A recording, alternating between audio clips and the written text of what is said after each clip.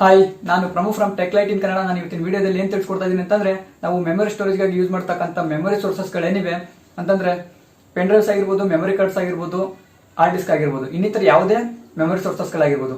ಈ ಮೆಮೊರಿ ಸೋರ್ಸಸ್ಗಳಲ್ಲಿ ಅಲ್ಲಿ ಸ್ಪೆಸಿಫಿಕ್ ಆಗಿ ನಮ್ಗೆ ಎಷ್ಟು ಸ್ಟೋರೇಜ್ ಇದೆ ಅಂತ ಹೇಳಿರ್ತಾರೋ ಅಷ್ಟು ಫುಲ್ ಆಫ್ ಸ್ಟೋರೇಜ್ ನಾವು ಯೂಸ್ ಮಾಡ್ಲಿಕ್ಕೆ ಆಗಲ್ಲ. ಇದನ್ನು ನೀವು ಗಮನಿಸಿರ್ಬೋದು. ಹೇಗಂತಂದ್ರೆ, ಈಗ ನೀವು ಒಂದು 16 GB ಇರ್ತಕ್ಕಂಥ ಒಂದು ಪೆನ್ ಡ್ರೈವ್ ನ ತಗೊಂಡ್ರೆ ನಿಮ್ಗೆ ಇಲ್ಲಿ ಸಿಗೋದು ಕೇವಲ 14.5 GB ಅಷ್ಟೇ, ಹೌದಲ್ವಾ? ಅದೇ ರೀತಿ ನೀವು ಒಂದು 128 GB ಇನ್ಬಿಲ್ಟ್ ಮೆಮೊರಿ ಇರ್ತಕ್ಕಂಥ ಒಂದು ಸ್ಮಾರ್ಟ್ ಫೋನ್ ತಗೊಂಡ್ರೆ ನಿಮ್ಗೆ ಅದರಲ್ಲಿ ಯೂಸ್ ಮಾಡೋಕೆ ಸಿಗೋದು ಕೇವಲ 118 GB ಮಾತ್ರ. ಇವು ಸಣ್ಣದ್ರಲ್ಲಿ ಅಷ್ಟಾಗಿ ಡಿಫ್ರೆನ್ಸ್ ಗೊತ್ತಾಗಲ್ಲ. ಅದೇ ರೀತಿ ನೀವು ದೊಡ್ಡ ಮಟ್ಟದಲ್ಲಿ ನೋಡೋದಾದ್ರೆ 1 TB ಇರ್ತಕ್ಕಂಥ ಒಂದು ಹಾರ್ಡ್ ಡಿಸ್ಕ್ ನ ತಗೊಂಡ್ರೆ ನಿಮ್ಗೆ ಅದರಲ್ಲಿ ಯೂಸ್ ಮಾಡೋದಕ್ಕೆ ಸಿಗೋದು ಕೇವಲ 931 GB ಮಾತ್ರ. ಹಾಗಾದ್ರೆ ಇನ್ನು ಬಾಕಿ ಸ್ಪೇಸ್ ಏನಾಯ್ತು? ಏನಕ್ಕೆ ಈ ತರ ಪ್ರಾಬ್ಲಮ್ ಆಗ್ತಿದೆ? ಇದು ಈಗಲ್ಲ, ಮುಂಚೆಯಿಂದನೂ ಇದೇ ರೀತಿ ಆಗ್ತಿದೆ. ಇದಕ್ಕೆ ಸೊಲ್ಯೂಷನ್ ಏನು? ಇದೆಲ್ಲದ್ರ ಬಗ್ಗೆ ಈ ವಿಡಿಯೋದಲ್ಲಿ ಸಂಪೂರ್ಣವಾಗಿ ಮಾಹಿತಿನ ತಿಳಿಸ್ಕೊಡ್ತೀನಿ. ಅದಕ್ಕೂ ಮುಂಚೆ ನೀವಿನ್ನು ನಮ್ಮ ಚಾನಲ್ಗೆ ಸಬ್ಸ್ಕ್ರೈಬ್ ಆಗಿಲ್ಲ ಅಂದ್ರೆ ಕೂಡಲೇ ಸಬ್ಸ್ಕ್ರೈಬ್ ಆಗಿ ಮತ್ತೆ ಪಕ್ಕದಲ್ಲಿರೋ ಬೆಲ್ ಐಕಾನ್ ಅನ್ನ ಕ್ಲಿಕ್ ಮಾಡಿ. ಮೊದಲಿಗೆ ನಾವು ತಿಳ್ಕೊಬೇಕಾಗಿರೋದು ಏನಂತಂದ್ರೆ, ಒಂದು MB ಗೆ 1024 KB ಅಂತಂದ್ರೆ ಒಂದು MB ಗೆ 1024 ಕಿಲೋಬೈಟ್ಸ್. ಅದೇ ರೀತಿ ಒಂದು GB ಗೆ 1024 MB. ಅದೇ ರೀತಿ ಒಂದು TB ಗೆ 1024 GB. ಹೌದಲ್ವಾ? ಇದೆಲ್ಲ ನಮ್ಗೆ ಗೊತ್ತಿರೋ ವಿಷಯ. ಅದೇ ರೀತಿ ನಮ್ಮ ಕಂಪ್ಯೂಟರ್ ಲ್ಯಾಂಗ್ವೇಜ್ ಏನಿದೆ, ನಮ್ಮ ಕಂಪ್ಯೂಟರ್ನ ಲ್ಯಾಂಗ್ವೇಜ್ ಬೈನರಿ ಲ್ಯಾಂಗ್ವೇಜ್. ಈ ಲ್ಯಾಂಗ್ವೇಜ್ ನಲ್ಲಿ ನಮ್ಮ ಕಂಪ್ಯೂಟರ್ ನಲ್ಲಿ ಪ್ರೋಗ್ರಾಮಿಂಗ್ ಆಗಿರೋದು ಅದೇ ಮೆಥಡ್ ನಲ್ಲಿ.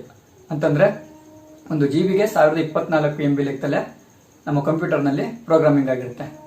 ಆದ್ರೆ ಮೆಮೊರಿ ಕಾರ್ಡ್ ನ ಮ್ಯಾನುಫ್ಯಾಕ್ಚರ್ ಮಾಡ್ತಕ್ಕಂಥ ಕಂಪ್ನಿಗಳೇನಿವೆ, ಎಕ್ಸಾಂಪಲ್ಗೆ ಮಾರ್ಸಿಮ್, ತೋಸಿಬಾ, ಅದೇ ರೀತಿ ಸ್ಯಾಂಡಿಸ್ಕ್, ಇನ್ನಿತರ ಯಾವುದೇ ಕಂಪ್ನಿಗಳಾಗಿರ್ಬೋದು.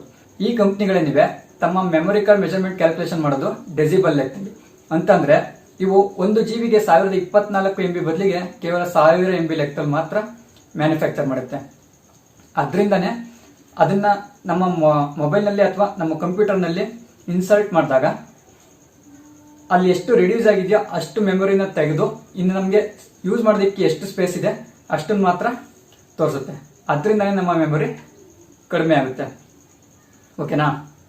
ಇದಕ್ಕೆ ಸೊಲ್ಯೂಷನ್ ಏನಂತ ನೋಡೋದಾದ್ರೆ, ಸೊಲ್ಯೂಷನ್ ನಾವಂತೂ ಏನು ಮಾಡೋಕ್ಕಾಗಲ್ಲ.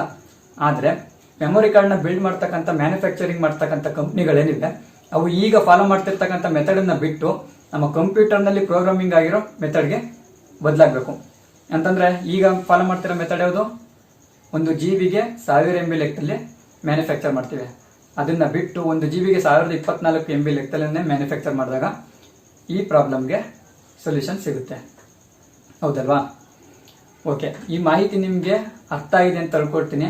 ಅದೇ ರೀತಿ ಇಷ್ಟ ಆಗಿದ್ರೆ ದಯವಿಟ್ಟು ಈ ವಿಡಿಯೋಗೆ ಲೈಕ್ ಮಾಡಿ, ಶೇರ್ ಮಾಡಿ, ಸಬ್ಸ್ಕ್ರೈಬ್ ಮಾಡಿ.